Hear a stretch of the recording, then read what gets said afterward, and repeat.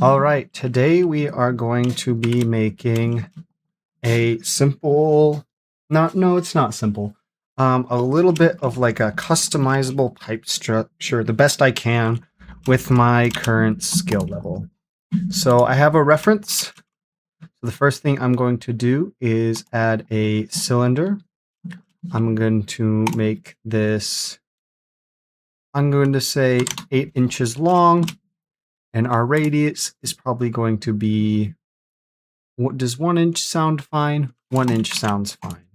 So I'm going to go ahead and add quite a few loop cuts, just so that is ready for something. I'll show you in a moment. So first thing I'm going to do is I'm going to take both of these faces and I'm going to delete them, which then I'm going to add a solidify modifier so we can have a little bit of a pipe thickness, and then we're going to apply it. So now we're going to go into our edit mode. We're going to alt-click this face near this edge so it goes the correct direction, as well as this one down here. And we're going to get a good view of that so we can get an approximation of the size. Alt-E, extrude faces along normal until we get them about where we want them. Now I'm also going to take these faces and these faces. Then I'm going to inset them. And I'm also going to extrude those along their normals, because this will act as like the rubber ring, I suppose, that would be in between each pipe. And to make that more clear, we'll go ahead on each of these ends.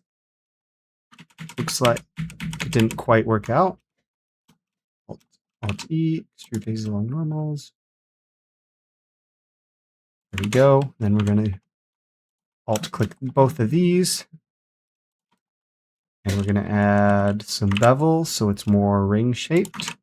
And along this side, we're going to do the same. Here, we're going to add some bevel. Just a bit, but this is going to, I believe there is a setting that we are changing. Let's see if I can remember what it is. I think for now, we're just going to leave it as it is, because I'm not quite sure how to do that. I believe it has something to do with, I assume, this custom, where you would adjust this so that it aligns with this other piece and goes inward. However, I'm not quite sure how to do that, so let's just go super ellipse and we'll leave it at that for now. So this is the base of our pipe, though I'm actually going to add some quick extra detail here. I'm going to go along this first edge, and then this isn't a proper way to do it because then you'll have some weird overlapping stuff. But I'm also going to Alt-E, extrude manifold,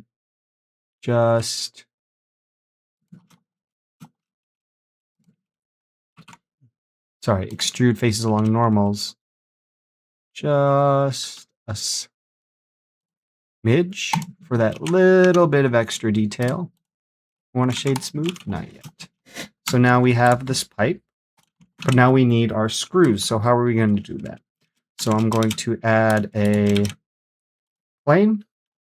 I'm going to rotate this up just so I can get a good example of my vertices. Delete those two vertices.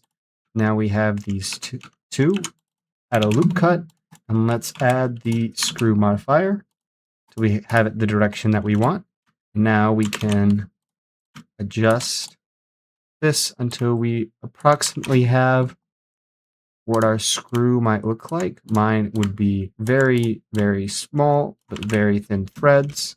Then you increase the screw just to the point where these two approximately meet. It's like we're gonna have to get real fine. Oops.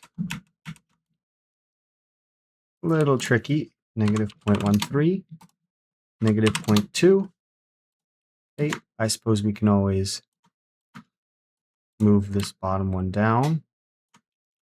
We're going to add a loop cut there, and then we're going to kind of make this a little bit of a transition for our screw. Now we're going to add the weld modifier, which now, as you can see, if I disable it and enable it, these two ends around here snap. And now we should just be able to add as many iterations as we want.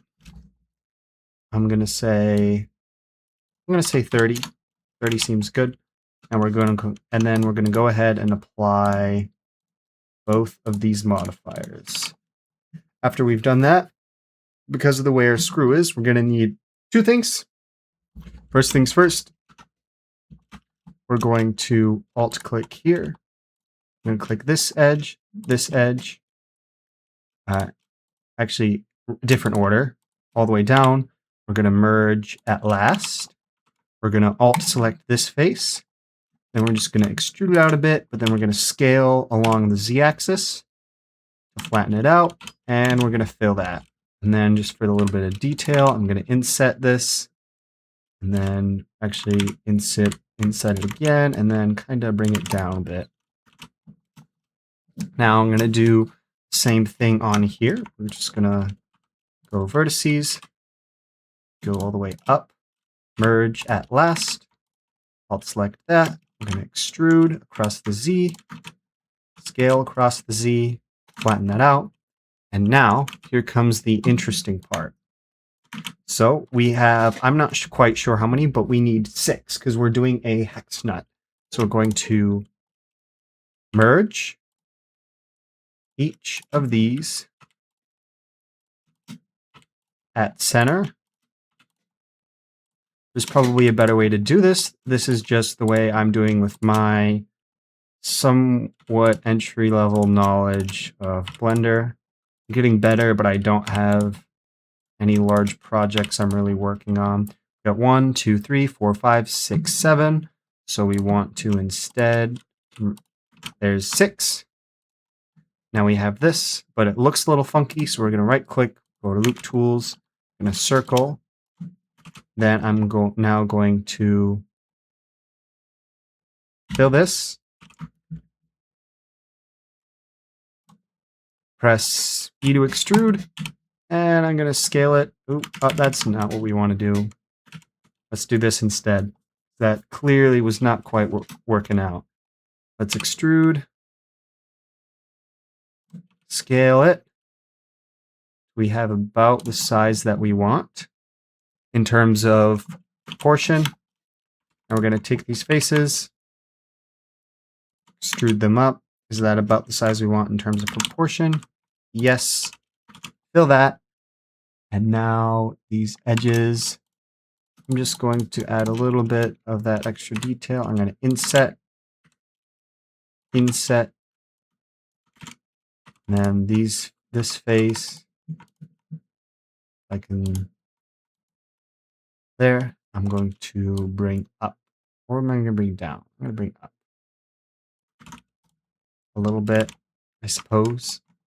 Then take these edges, maybe bevel them a bit, but decrease the segment count. Oh, that's not good. Well, I guess this is going to be jank. That's okay. I don't need it to be fantastic. Now we're going to Alt-Z. We're going to go here. Going to select our edges. Going to Shift Duplicate across the Z. Until we have, move this till it's aligned with that. Now you have, I'm actually going to move this up a bit. And now you have like the enclosed part of the thing. So now I'm going to bring this to the center. let's actually go into edit mode here. I'm actually going to delete this bottom part because we're going to use the array modifier to select them over and over. And so this will be repeating. So we actually only needed to do that on one side. I clearly have some edges here I need to delete. So let's go ahead and do that. Edges, perfect. Now let's actually add a Bezier circle. We're going to move it so it is aligned with our pipe. We're going to move it up wherever we need it, and we're going to scale it. And we're just going to leave it like that for now. And we're going to take this, and once again, we're also going to scale it down, and then just kind of eyeball how exactly we would want this done. So this would be our rubber ring, and this would go here. Then if this, like if that was on top, like so, so we want it to be scaled down, scaled down, scale it down a bit more, about that size. Excellent. So we're going to go ahead and delete that. We're going to take this object, we're going to add the array modifier. We're going to switch this shape to curve, select our Bezier circle, We're going to take the circle and we're going to scale it down, and we're going to move it until those are right where we want them, which is about there. And same thing here, we're going to scale it until they're about in the right spot. So now that should be correct, except let's increase this count to 8. Looks good. How's our circle alignment? Circle alignment's good. So now we have the basis of our pipe. So we're going to go ahead and apply this array modifier, and I'm going to delete the circle. I'm going to select this, and I'm going to Control J we should be able to join, unless I already did that. Nope. Control J, not sure why it worked. Didn't work. Now let's go ahead and add another curve. We're going to do a path. Let's just scale it up a bit. Subdivide it. Now we're going to add an array modifier here. Select. Actually, we're going to leave it at line. I'll show you why in a moment. Now we're going to add curve, because if we just do it along the line, it won't deform our mesh along the curve. So now if we do this, switch to, do we want Z, X, or Y? Well, maybe if we change the offset, there we go. But let's go -1, so it's on the correct side. Now we're going to decrease, we switch to offset. I'm going to switch to offset mode instead. And then we're just going to move that until this is precisely where we need it to be, which is right there. There, nice. Now you can see we have our array of pipes, and if we actually go to this NURBS path and we start to modify it, you can see that our thing is curving to the path. So now we can make as many adjustments as we want, but obviously it's not quite aligned. They're not quite aligned together, which I find interesting. NURBS path, do we want to cross the X? Do we want to cross the Y? No, Z is probably best. But let me do that again. Let me add another path. I'm going to scale it. I'm going to subdivide it twice. I think it has something to do with our origins. Set origin to 3D cursor, so they share an origin. That should help. Now if we curve to this object, our NURBS path.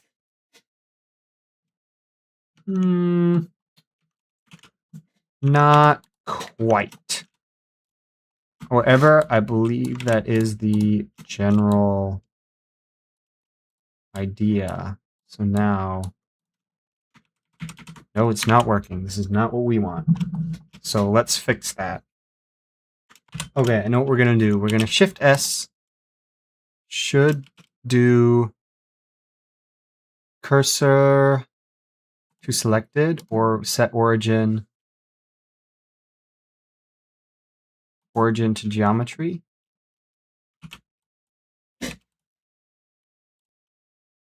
Now we should be able to set origin to geometry, center of mass, oh, right. We need to apply our modifiers. Apply our array modifier.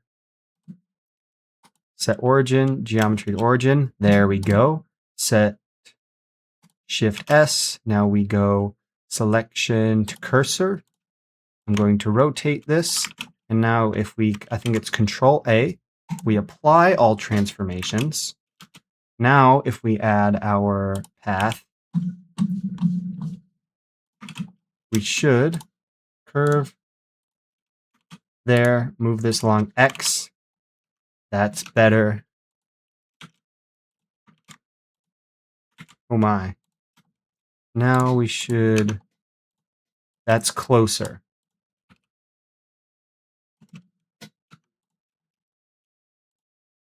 Now we can move, there we go. Let's just move it along the path is what we'll do. Move it manually along the path, and then we can edit this path however we please. And then if we want to make this longer, we can just add another array modifier. Possibly, or not. Change the order.